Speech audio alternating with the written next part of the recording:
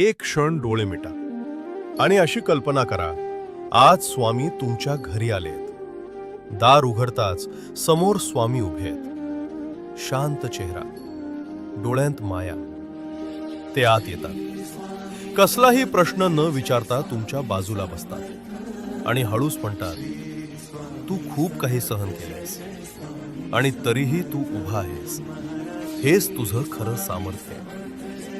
जे तुटलं ते तुला कमकुवत नाही तर शहाणं बनवतं. जे झालं नाही त्यासाठी स्वतःला दोष देऊ नकोस, कारण योग्य वेळ नेहमी योग्य उत्तर घेऊन येते. स्वामी तुमच्याकडे शांत नजरेनं पाहतात आणि पुढे म्हणतात, आयुष्य तुला तोडायला आलं नाही, ते तुला घडवायला आलंय.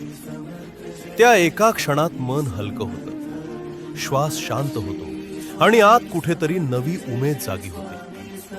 स्वामी उठतात, दाराकडे जातात आणि जाताना फक्त एकच वाक्य म्हणतात, स्वतःवरचा विश्वास कधीही सोडू नकोस.